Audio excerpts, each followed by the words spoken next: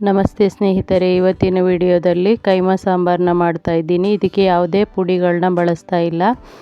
ತಕ್ಷಣಕ್ಕೇ ಒಣಮೆಣಸಿನ್ಕಾಯಿ, ಬ್ಯಾಡಗಿ ಮೆಣಸಿನ್ಕಾಯಿ ಹಾಗೆ ಧನಿಯಾನ ಹುರ್ಕೊಂಡು ಮಾಡಿ ತೋರಿಸ್ತಾ ಇದ್ದೀನಿ.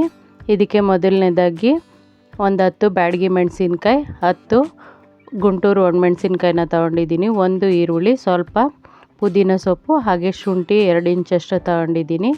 ಚಕ್ಕೆ, ಲವಂಗ, ಹುರ್ಗಡ್ಲೆ, ಧನಿಯಾ, ಗಸಗಸೆ ಹಾಗೆ ಮೆಣಸುಕಾಳು ಹಾಗೆ 4 ಬೆಳ್ಳುಳ್ಳಿನ ತೊಗೊಂಡಿದ್ದೀನಿ.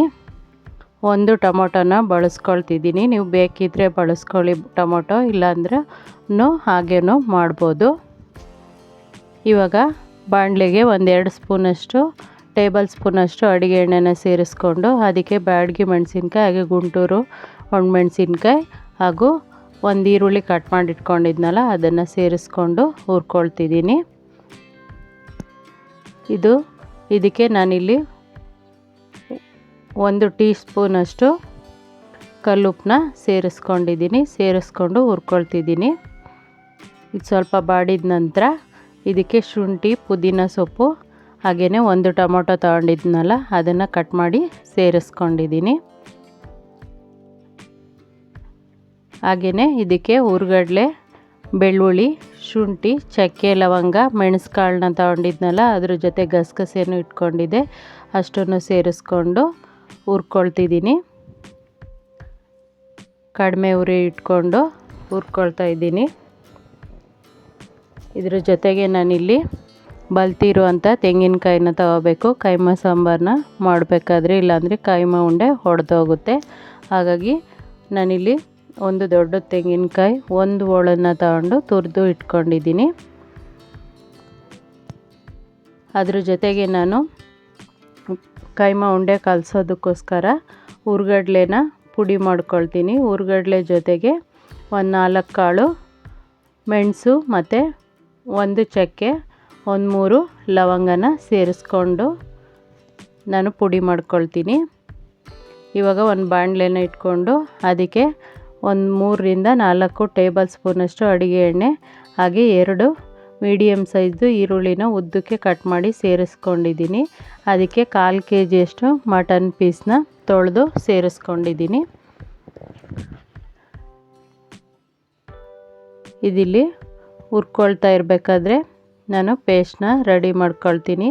ನಾನೇನು ಎಲ್ಲ ಹುರಿದ್ಕೊಂಡಿದ್ದೆ ಅದನ್ನು ಪೇಸ್ಟ್ ಮಾಡಿಕೊಂಡು ಅದರಲ್ಲಿ ಅರ್ಧನ ಇದಕ್ಕೆ ಸೇರಿಸ್ತೀನಿ. ನೋಡಿ, ಹುರ್ಗಡ್ಲೆನ ಪುಡಿ ಮಾಡ್ಕೊಳ್ತಿದ್ದೀನಿ. ಪುಡಿಗೆ ನಾನಿಲ್ಲಿ ಮೆಣಸುಕಾಳು ಹಾಗೆ 4 ಲವಂಗ, ಚಕ್ಕೆನ ಸೇರಿಸ್ಕೊಂಡು ಸ್ವಲ್ಪ ಕಲ್ಲುಪ್ಪನ್ನ ಸೇರಿಸ್ಕೊಂಡು ಪುಡಿ ಮಾಡ್ಕೊಳ್ತಿದ್ದೀನಿ ಕೈಮಾ ಉಂಡೆ ಕಲಸೋದಕ್ಕೋಸ್ಕರ.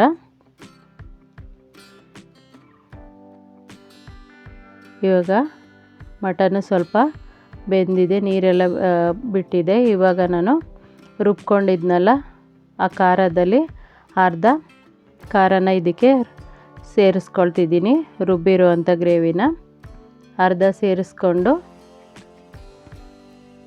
ಆನಂತರ ಇದಕ್ಕೆ ನಮಗೆ ಎಷ್ಟು ನೀರನ್ನು ಅಳತೆ ಬೇಕೋ ಅಷ್ಟು ನೀರನ್ನ ಸೇರಿಸ್ಕೊಳ್ತೀನಿ. ಇದು ಕುದೀತಿದೆ. ಆನಂತರ ನಾನು ರುಬ್ಕೊಂಡಿರೋದನ್ನು ಅರ್ಧ ಇಟ್ಕೊಂಡಿದ್ನಲ್ಲ ಅದಕ್ಕೆ 1 ಈರುಳ್ಳಿನ ಸಣ್ಣ ಕಟ್ ಮಾಡಿ ಸೇರಿಸ್ಕೊಂಡೆ. ಹಾಗೆ ಹುರ್ಗಡ್ಲೆನ ಪುಡಿ ಮಾಡ್ಕೊಂಡಿದ್ನಲ್ಲ, ಚಕ್ಕೆ, ಲವಂಗ, ಮೆಣಸುಕಾಳು, ಉಪ್ಪನ್ನ ಹಾಕಿ ಅದನ್ನು ಸೇರಿಸ್ಕೊಂಡಿದ್ದೀನಿ. ನಾನಿಲ್ಲಿ ಅರ್ಧ kg ಕೈಮಾನ ತರಿಸ್ಕೊಂಡಿದ್ದೆ, ಅದನ್ನು ಸೇರಿಸ್ಕೊಂಡು 1 ಮೊಟ್ಟೆನ ಒಡೆದಾಕೊಂಡು ಈ ರೀತಿ ಚೆನ್ನಾಗಿ ಮಿಕ್ಸ್ ಮಾಡ್ಕೊಳ್ತಿದ್ದೀನಿ. ನಿಮಗೇನೋ ಇದು ತೆಳು ಆಯಿತು ಅಂದರೆ ಇನ್ನೊಂದು ಸ್ವಲ್ಪ ಹುರ್ಗಡ್ಲೆ ಪುಡಿ ಮಾಡಿ ಸೇರಿಸ್ಕೋಬೋದು.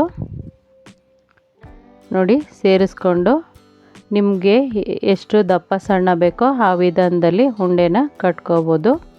ಕಟ್ಕೊಂಡು ಕುದೀತಿರೋ ಸಾಂಬಾರಿಗೆ ಇದನ್ನು ಹಾಕ್ಬಿಟ್ಟು ಮತ್ತು ಸ್ವಲ್ಪ 4-5 ನಿಮಿಷ ಕುದಿ ಬಂದರೆ ಸಾಕು. ಆನಂತರ ನಾನಿಲ್ಲಿ ಕ್ಯಾಪ್ನ ಕ್ಲೋಸ್ ಮಾಡಿ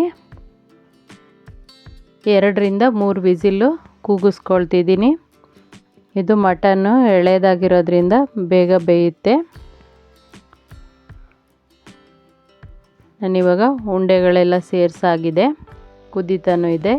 ಇವಾಗ ಕುಕ್ಕರ್ ಕ್ಯಾಪ್ನ ಕ್ಲೋಸ್ ಮಾಡಿ 3 ವಿಸಿಲು ಕೂಗಿಸ್ಕೊಂಡಾಗಿದೆ. ಇವಾಗ ಕ್ಯಾಪ್ನ ತೆಗೆದಿದ್ದೀನಿ ನೋಡಿ. ಉಂಡೆಗಳು ಎಷ್ಟು ಚೆನ್ನಾಗಿ ಬೆಂದಿದೆ, ಹಾಗೆ ರುಚಿಕರವಾಗಿರುತ್ತೆ. ಇದಕ್ಕೆ ನಾನಿಲ್ಲಿ ಪುಡಿಗಳನ್ನ ಬಳಸಿಲ್ಲ, ಹಾಗೇ ಮಾಡ್ಕೊಂಡಿದ್ದೀನಿ. ನೀವಿಲ್ಲಿ ಪೀಸ್ ಇಲ್ಲ ಅಂದರೆ ಬರೀ ಕೈಮಾದಲ್ಲೂ ಈ ರೀತಿ ಮಾಡ್ಕೋಬೋದು. ನೋಡಿ ಎಷ್ಟು ಚೆನ್ನಾಗಿ ಬಂದಿದೆ. ಮುದ್ದೆ ಜೊತೆಗೆ ಒಳ್ಳೆ ಕಾಂಬಿನೇಷನ್ನು. ಹಾಗೆಯೇ ಇಡ್ಲಿ, ಪರೋಟ, ಪೂರಿ, ಚಪಾತಿಗೂ ತುಂಬಾ ಚೆನ್ನಾಗಿರುತ್ತೆ. ಒಮ್ಮೆ ಟ್ರೈ ಮಾಡಿ ಸ್ನೇಹಿತರೆ. ಧನ್ಯವಾದಗಳು.